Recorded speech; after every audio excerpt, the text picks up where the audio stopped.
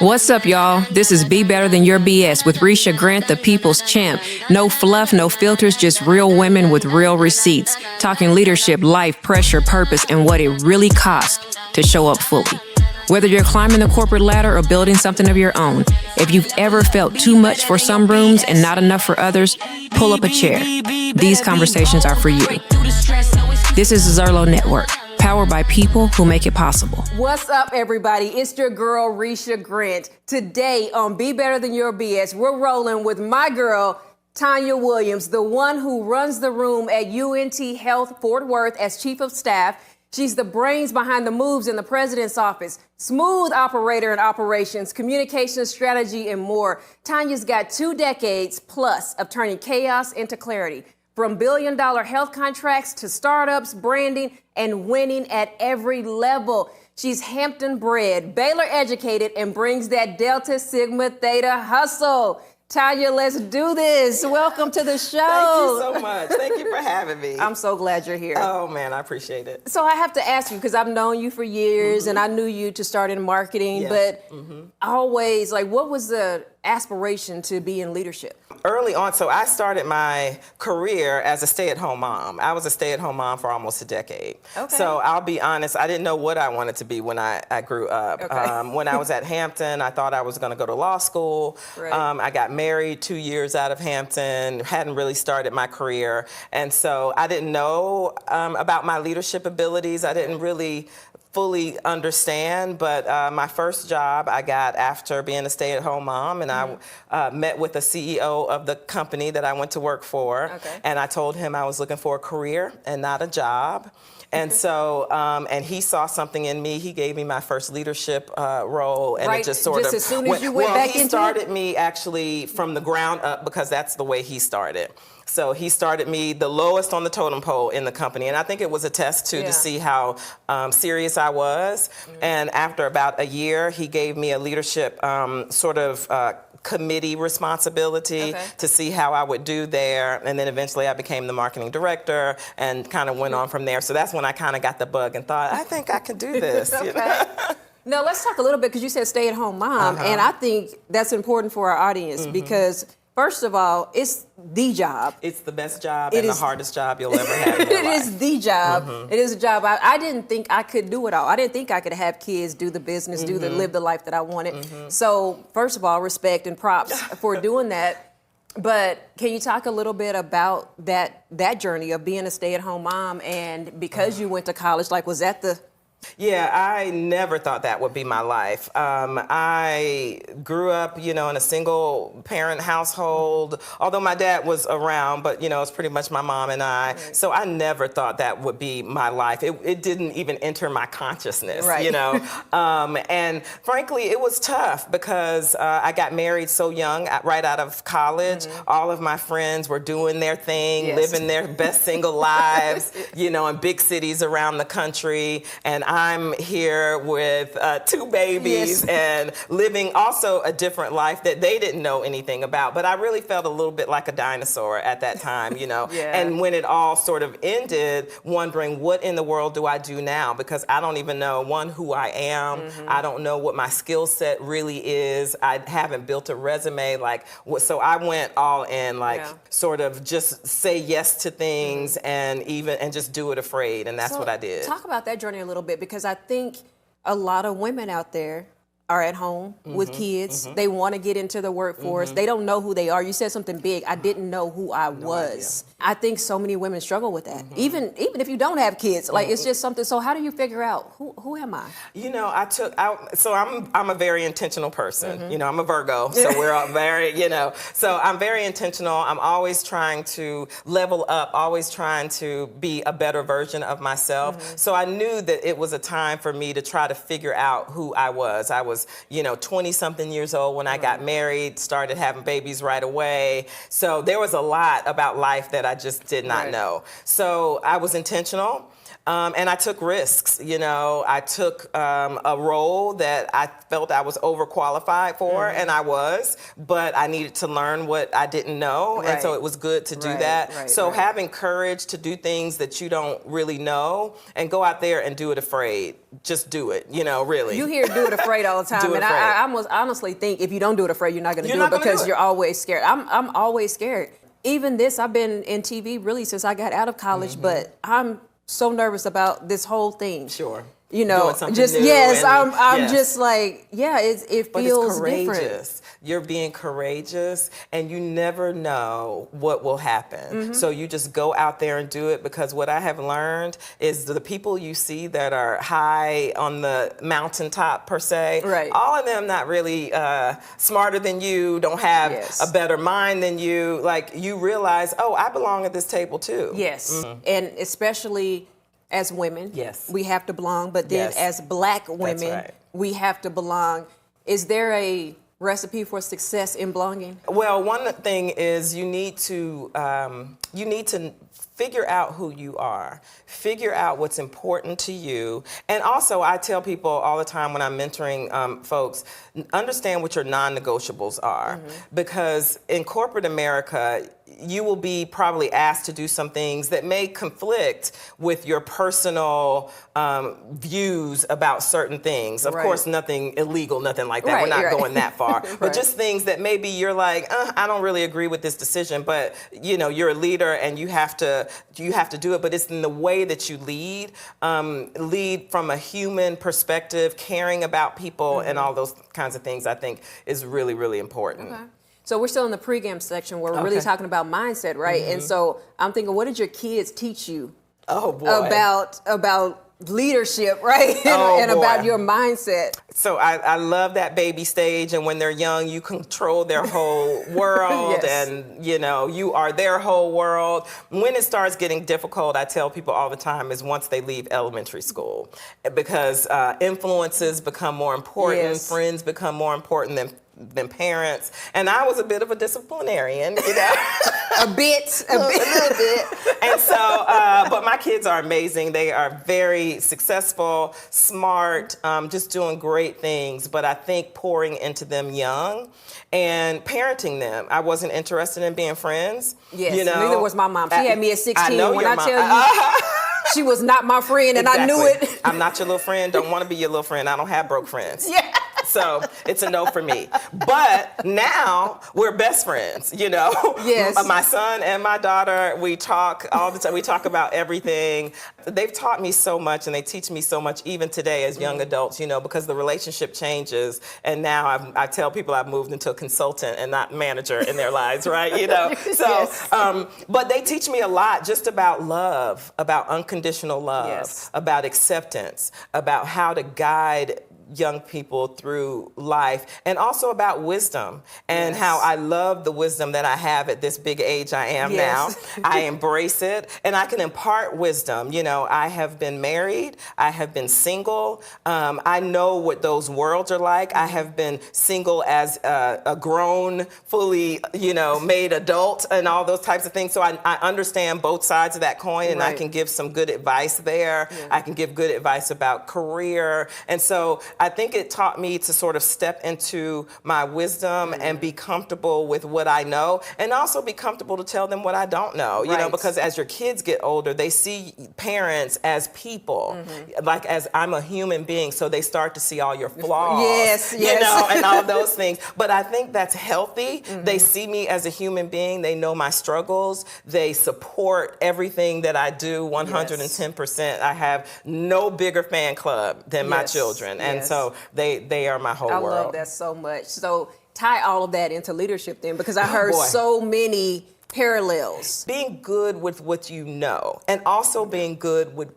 what you don't know, and getting advice. I talk to my girlfriends all the time, those that are parents, but some that aren't parents. Like, so I need to talk through this, and we do this amongst ourselves all the time, and I think that's really important, because we don't know. We don't come with a parent handbook. Okay, for this problem, go to chapter 14. No, you don't know, what to do. We're figuring it out too, but having a circle of friends that I can confide in when I'm struggling is important too. But in heading over to leadership, yes, and with your employees that you run, do you have a circle still, and are you as transparent with what I don't know?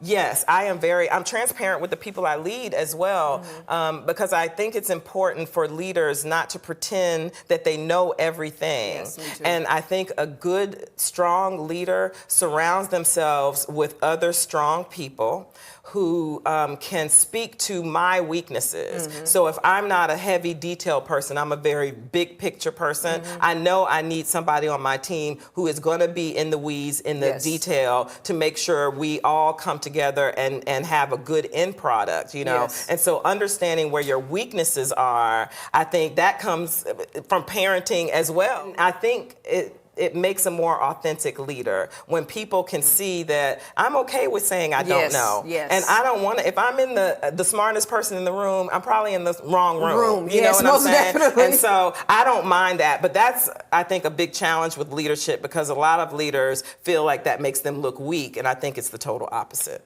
It is a huge challenge, especially as we look at what's happening around the world in our companies. I don't think that people feel like they have whiplash in these companies, because it's like, oh, you said you believe this, but you actually don't, do you? Are you scared? Like, what's happening? I really want to get into this next segment here and talk more about leadership, talk about the risks, talk about the plays. Okay. So we're gonna get to it in just a second. We'll be right back. Want more of what you're watching? Watch us on Roku, Amazon Fire, or listen on Spotify, Amazon Music, and iHeartRadio, to name a few.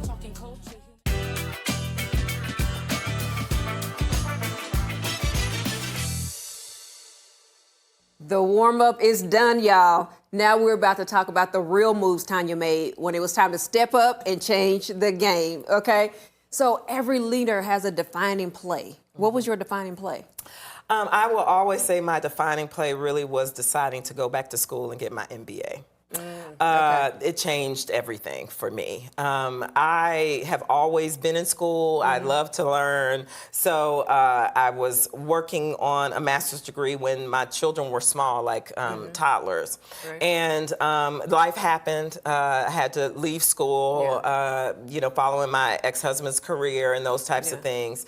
But the MBA, I always wanted in the back of my mind. Nobody knew I always wanted it. Yeah. It was something about people with an MBA. I just thought, oh my goodness, can I, you got a master's, but if you got an MBA, oh, that's a whole next different level. Next level. And there was a time when I didn't think I could. Like, I didn't think I was smart enough. I didn't think I had a picture in my mind of what it meant to have an MBA.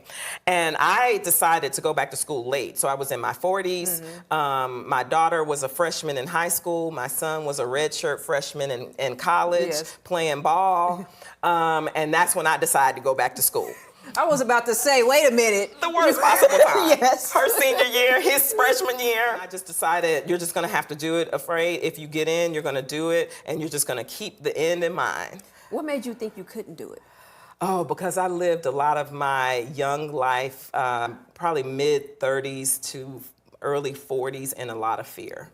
I had a lot of imposter syndrome. I think it came from being a stay-at-home mom. I was married to a professional athlete, and they just eclipse your whole being, really. If you know, professional athletes, it takes a special grit to have to, because they are the universe. Well, okay, this show has a heavy sports theme. Yes. So I'm gonna jump into that a little bit. Talk a little bit more about what it looks like to be with somebody that has that kind of light. Ooh. It's difficult. Now there are a lot of things that are great. There's a lot of accoutrement that comes with that life, right?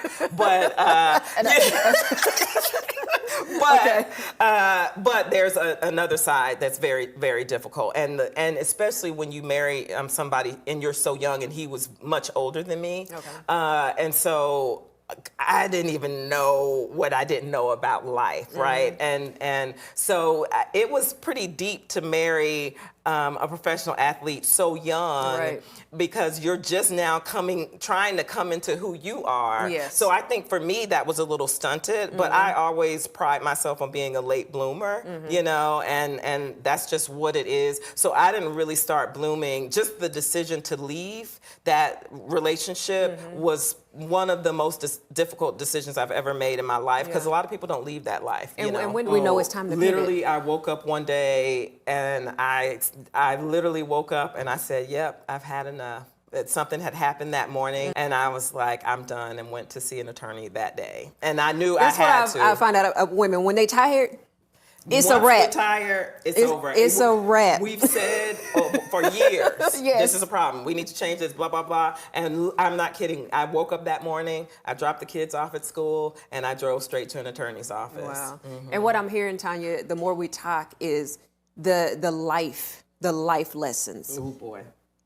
They're what drove the career lessons. True. And they do for all of us, really. But I don't think we look at it as much. Like we have all these things that we're doing, and at some point we look up and we're like, okay, that all came together. It came together in the way that it was supposed to. But the things you're talking about, imposter syndrome, and I didn't think I could. So many women, we don't think we can. Yep. So many black women, you add the layer to that. And I know people may be watching this saying, why does she keep making that distinction? Because it's different. It is really different. And so can you continue to just really speak to how all of that morphed into leadership? Like, what was the biggest risk that you had to take, or the biggest failure that maybe helps you fail forward?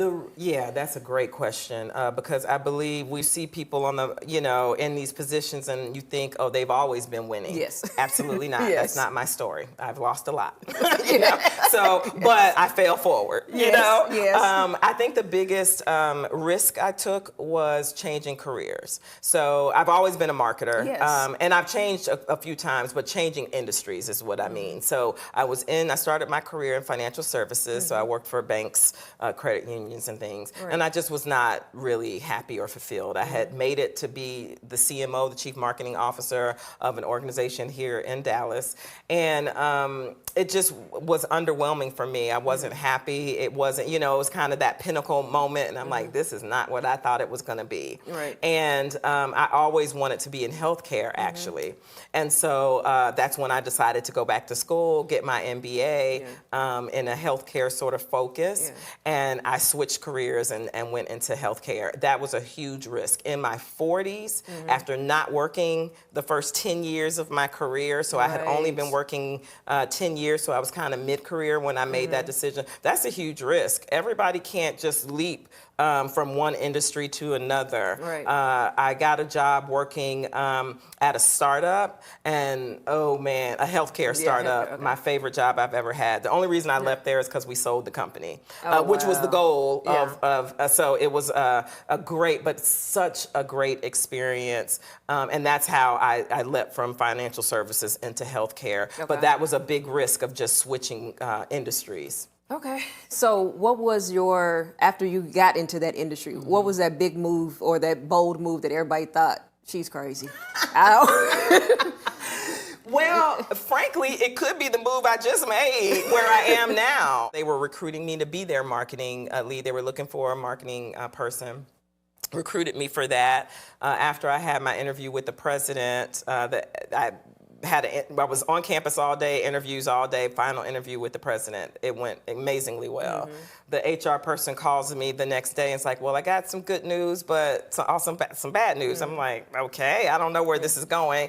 And he's like, well, you did great. Yeah. We don't want you to be the marketing person. The president wants you to be her chief of staff. She had been looking for a chief of staff for over a year. I had no idea that this was, and I'm like, what does that mean? Everybody does chiefs of staff so differently. Yeah. So I'm like, I don't even know what this means. Like, send me some information on the role. And it was just inspired. And so I took a leap, but it was scary because I'm like, this could be a defining moment. Right. Because I am well in my career now. I am an executive and taking a role outside of marketing. Yes. I hadn't done that in over 20 years. But this is the perfect role for me. So a woman that's looking to climb the ladder and they come and they're looking for a job from the chief of staff, what do they need to have? What's important to you that's not on the resume? Resilience. You must, I think, have high EQ, so you need to know people.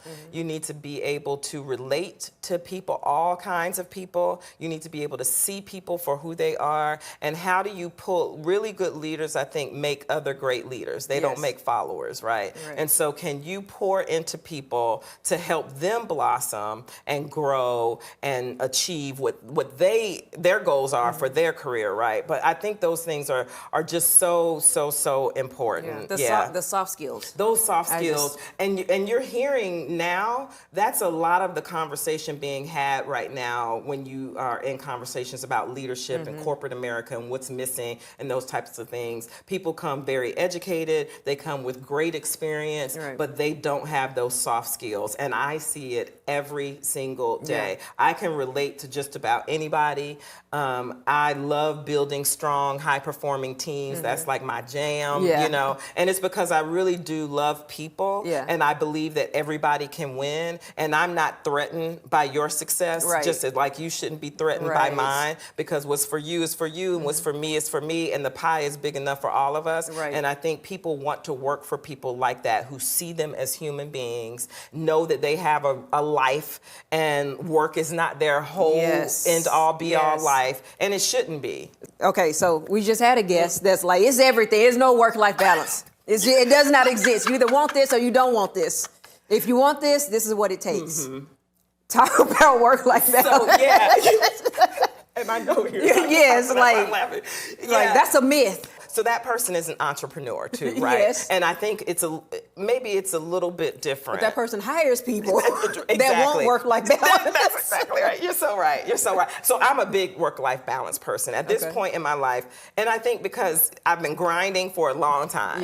And now I want to be able to enjoy. I love to travel. I love to get together with my girls. I love good food. I love, I want to do those things that I love, because that's how I can remain a great leader. If I don't have balance, I'm not good if all I'm doing is working. Maybe we need to talk to our girl. I think maybe we do. But I'm just at a stage of my life where I'm trying to have more work-life balance, because as an entrepreneur, you don't think you can really have it. That's right. And a lot of times you can't. But I think the older I get, I agree. It's so important. It's so for our mental health, our emotional health. There's a lot going on in the world right now, and I think we have to find ways to keep our peace and our joy. And so me having work-life balance is important. Like after this interview, I'm going home packing and getting on the road to do some things for me. So I just think that's important, and I think that makes a well-rounded leader. If my team sees me taking time off, they know it's okay for them to take time off. When leaders say, "Oh no, take your time. We want you to have your vacations," but they're working 60 and 70 hours a week, you're demonstrating that that's really not what you mean. Exactly. I love it. We have more for you in just a moment. We'll be right back. Want more of what you're watching? Watch us on Roku, Amazon Fire, or listen on Spotify, Amazon Music, and iHeartRadio, to name a few.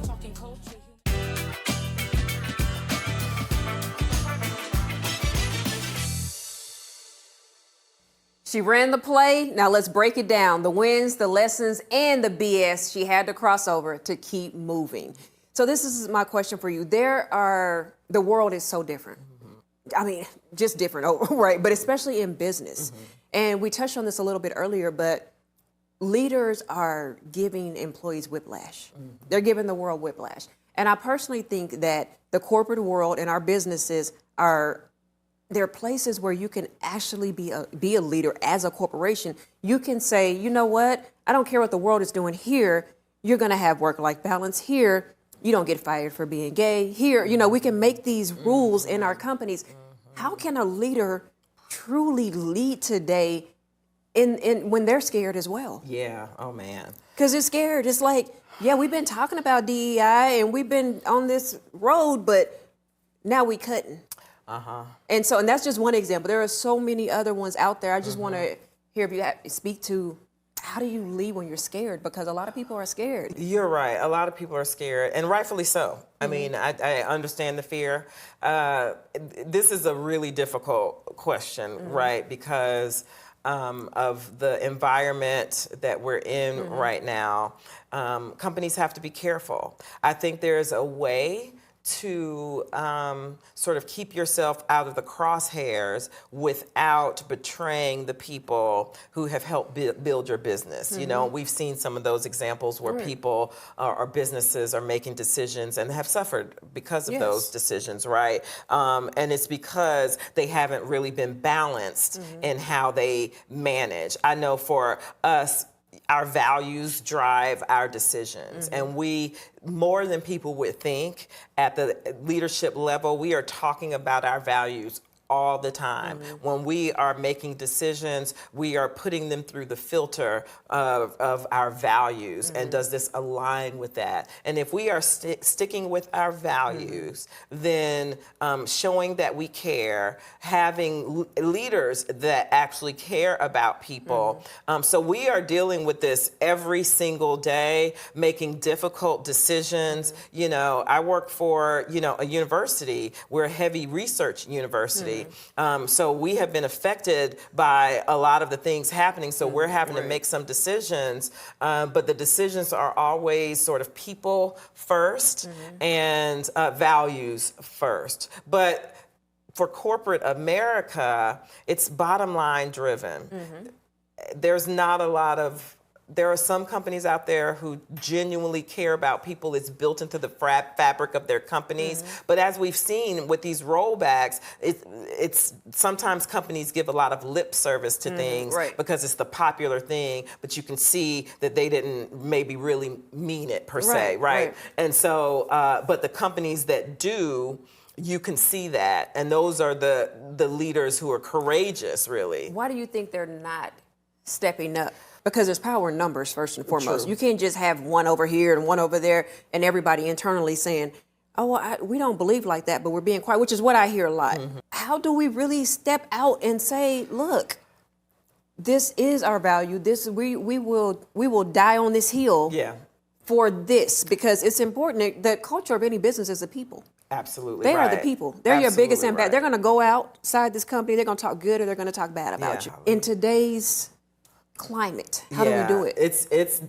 It's difficult, point blank, period. Like, you can't gloss over it. It takes a lot more conversation than I think we have time for today. But I do think that your point that there is power in numbers, and I think companies are fearful of stepping out there and then dangling out there all on their own, because then they're in the crosshairs and then it becomes detrimental for their, and then you got to think about companies have shareholders that they're responsible to. We live in a capitalistic society, and so capitalism is driving a lot of these decisions. Thank you for that. I'm trying to, but it's hard. Because I'm disappointed. And I've been telling my clients, I've spoken for some of the biggest clients in the world. And when I have the conversation with them, it's disheartening. It's like, okay, you did all this work. You said all these things. These people still work here. And so, and it's not just, I talk about DEI because that's the world that I'm from. But as an employee, as a person who said, finally, somebody is paying attention, and we know what the world looks like now, these people are not coming to work with the same level of I don't know, just the strength of this company cares. So I don't want to jump on my horse about it, but I just it's corporate America is corporate America, and corporate America has a place, and it is to stand. And this is an environment too that we've really never been in. So I think companies don't even know what to do, how to navigate this. You know, we're all trying to figure it out, and I think that's part of it too. True. So what's been your greatest leadership win? Not for the company, but for the people that you lead. What's the win? Building relationships with your team, making sure that people know you truly care about them. So I can remember, actually at the startup I worked at, we went through a really rough season. And we were backed by private equity, and our PE firm was winding down their relationship with us. They had been with us for several years. They were getting out of the space, but that was detrimental for when us. You say PE, private equity. I'm sorry, yes, private equity. That's fine. Just want to make sure everybody knew what we were talking about. Yes, private equity. Okay. And so we had to find another private equity firm. So we had to, as the marketer, I had to remessage us, completely new sales decks, the whole thing, rebranded the company, did a lot of things. But we wound up having to do a layoff because we just, like, I think I cried more than the people being laid off. But because we were a very tight-knit team, it was a smaller company, and we had gone through the fire together and then having to let these people go. What I can say now, looking back, many of those people, most of those people I'm still in contact with to this day, still friends with to this day. Like I can remember one young lady, because I was boohoo, probably not a good leadership display that day, but I was just crying because it broke my heart so much. And she's telling me, Taunya, it's okay, I'm gonna be okay. She had to comfort you. To comfort me, and I'm like, this is not, so that's kind of a little bit of a failure because she shouldn't have had to do that. Failure. That is not a failure. That, to me, that's a good leader. It shows that I care, right? Empathy. But we're still friends to this day. I've done recos for her to get other jobs, recommendations for her to get other jobs and things. So we are still friends. And that makes me so happy that these folks at least knew that I cared about them as people.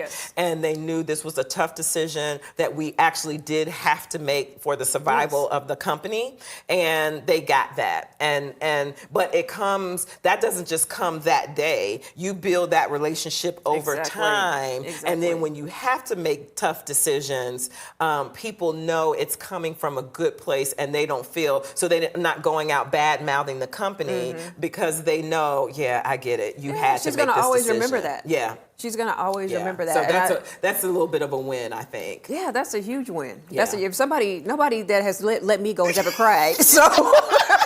Or you've been friends with. They ain't shed a tear behind letting me go. And that's a good point, right? You see the difference. You know when those people, because it's like a 5-minute conversation, there's a way to do that. You know, you're just disrupting somebody's life. I have always said I want to make enough money to hire somebody that just fires people. I hate firing people. Yeah, it's awful. You have to be a really bad employee for me to fire you. Yes. Where I have you out, I don't even want to look at you again. Like, it has to be that bad. Otherwise, it hurts my soul. Yep, agree. Because I want to figure it out. And I would think one of my leadership failures is not letting people go when I need to let them go.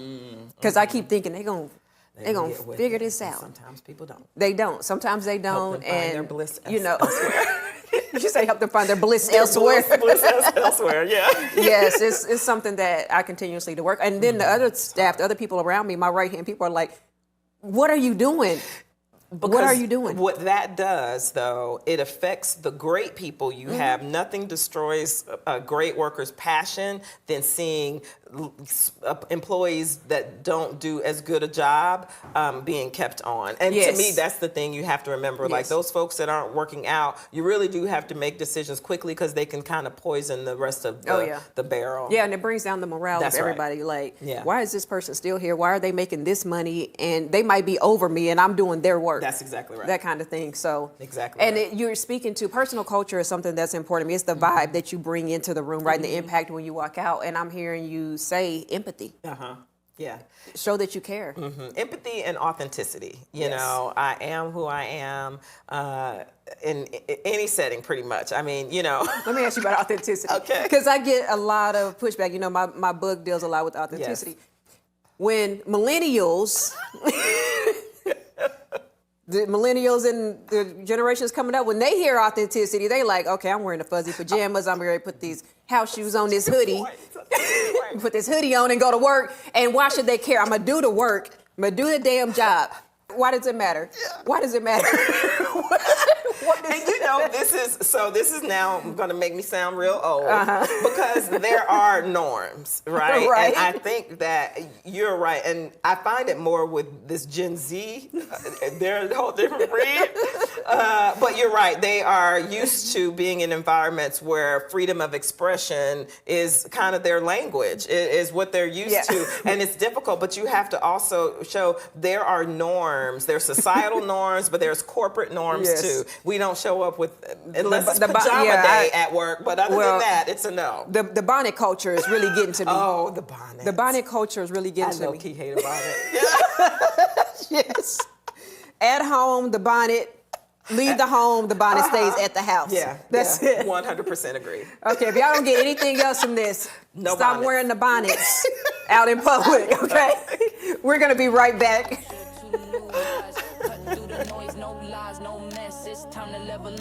Better than your beat is.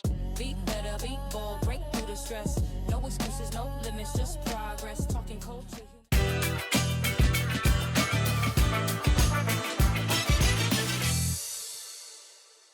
All right, we're not packing it up yet. It's time to cut the corporate act. We're going to break through the BS, okay?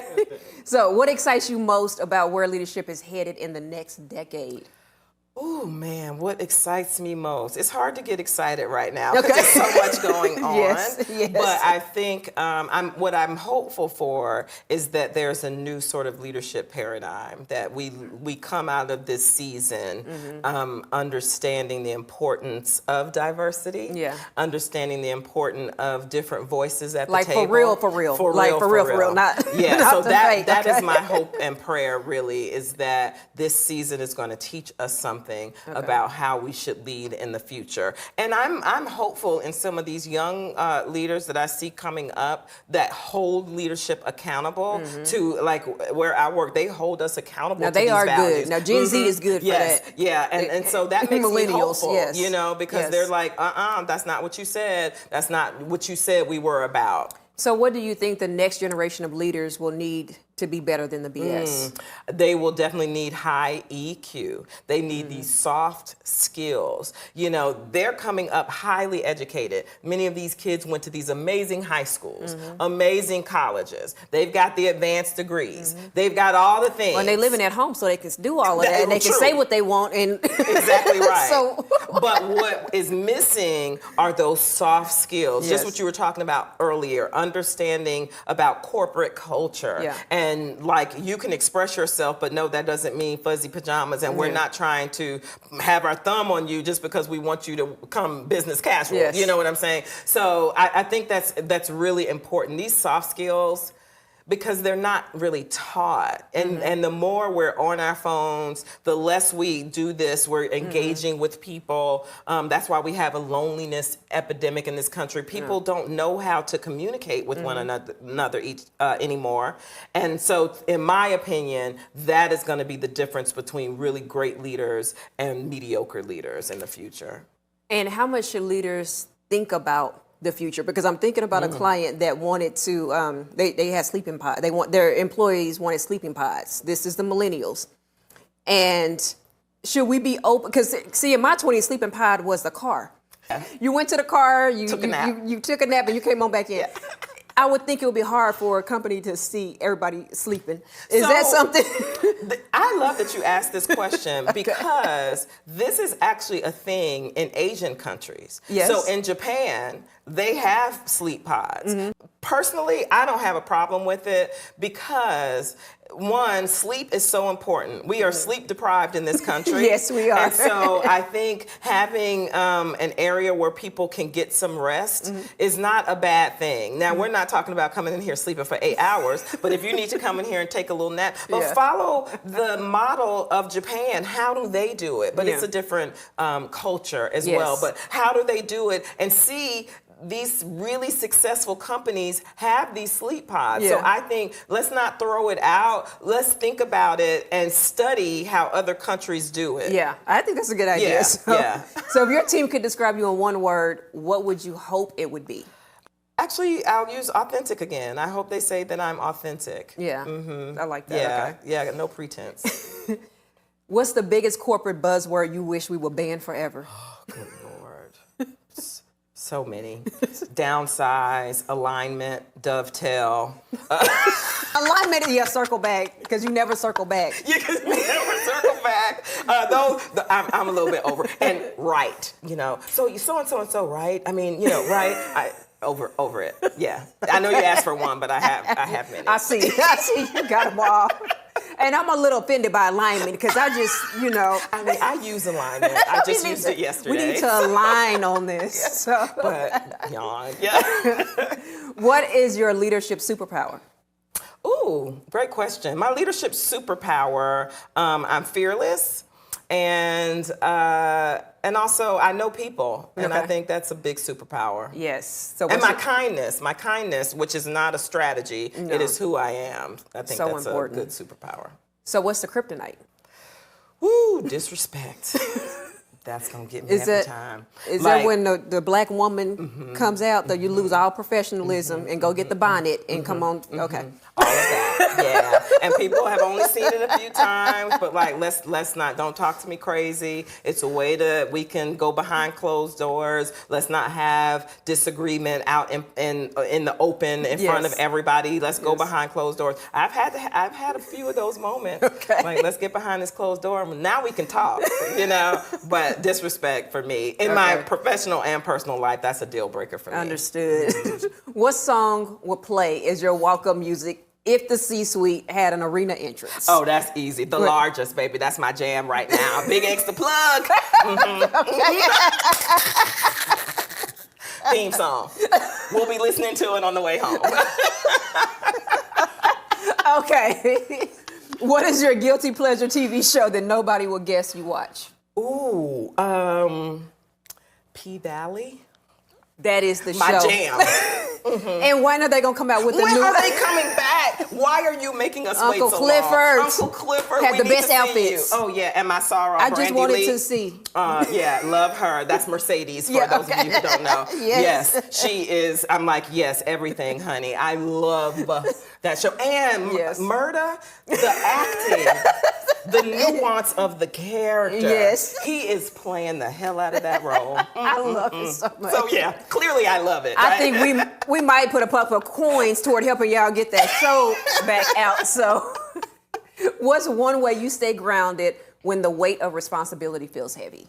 Ooh, absolutely. It's my kids, my family.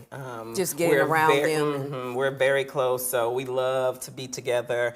We love to travel together, hang. So they keep me grounded. And then they also don't care. Like, you think you big time. You know, they ground me all the time. So they like to make fun of mom. Yes. So, yeah. Nobody cares. Nobody cares. That's right. Your family. That's right. That's what one of our guests was saying. Like, I'm traveling all the world. I'm doing all this stuff, and my brother want to know if I'm cooking Thanksgiving. Like, exactly. I love that about family. That's right. That's right. Because my family makes me think I've done nothing with my life, so I get it. If you weren't in the C-suite, what would you be doing right now? If I wasn't in the C-suite, I think I might be interior designing. I love doing that. Or like a travel influencer, because I love to travel. Yes. And of course, I love to talk about things that I love, like I was about P-Valley. Like, if I love it, honey, I'm going to hype it up. Yes. So, yeah, I'll probably be doing that. You wrote a book. I don't want to let that out. You wrote a book. Tell us about that book. Oh, thank you so much I was for trying to keep it about in it. Yes. My book is called Suddenly Single. I'm not a fast writer, so it took me 10 years to finish it. It took me 10 years to do my first book, too. It took me 10 years. But it's loosely based on my life. It's a fun book. You should have it with the old-fashioned or a glass of champagne. Okay. And it's really about I have a great circle of girlfriends, and it's about life and how you can find yourself suddenly single like I did, and how you navigate that, and how your crazy circle of girls help you manage through that. So it's a fun read. I don't know you get life. Single. Well, yes. And where can they find Suddenly Single? Amazon. Okay. Because it's hard to get through life without your girls. Ooh, I don't know what I think Oprah said this years ago, but like she always said, I didn't need therapy because I had Gail, and that's how I feel about my girls. Like, although go to therapy, I believe in therapy. I have been in therapy multiple times in my life, but my girls, everything. Like, they know where all the bodies are buried. They know all the secrets. They know all the things. But they also hold me accountable. But they make me laugh. I can cry with them. There's nothing. They've lasted through marriages and all kinds of things, right? And it's unconditional love that I don't know what I would do without. Yes, you need the circle. Life is going to life, and to be able to have people that you can call on and people that show up even when you don't want them to. Yes. When you're just like, I don't want to talk to anybody, and they still ringing the doorbell. Like, you need literally that happened. One of my girls, I had sent a text, and I'm like, "Hey guys, I don't want to talk about this, but this has happened. Blah blah blah. So when I'm ready to talk, I'm gonna talk." And one of my girls, I knew it was gonna be her. Ring ring.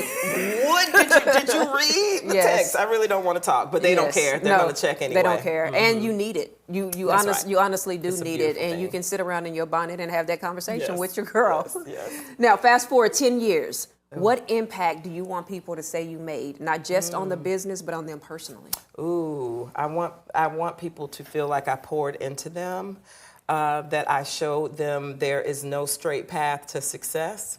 And that no matter how old you are, you can be a late bloomer like me and still live an amazingly successful life. And you can have it all, you just can't have it all at the same time. Yes. And so you can be a great mom and have a great relationship with your kids, but in the season when it's time to raise them, you need to just be raising them and not be trying to be their friends. And also respect the seasons that you're in too. Like don't fight against it. Swim with the current and not against the current. You know, that makes That's life advice a lot for easier. me, because Yeah. I'm when I tell you I'm You're swimming against the swimming current, against I mean I'm just out here.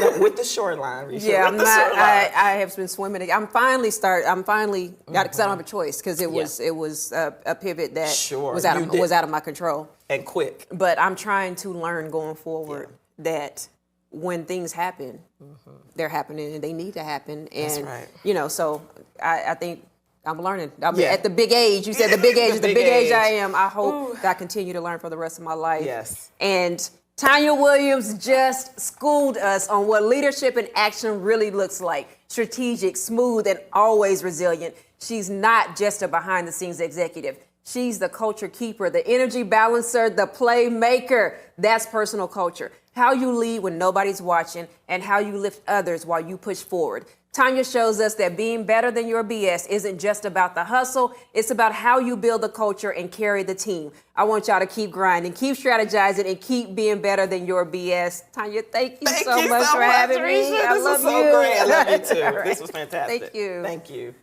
Be better than your BS. Got a mirror in the mind, reflecting the test. What's the truth in your soul? What's the lie you suppress?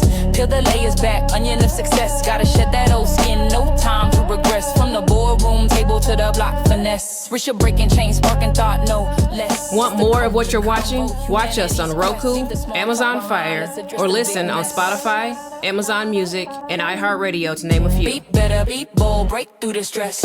No excuses, no limits, just progress. Talking culture,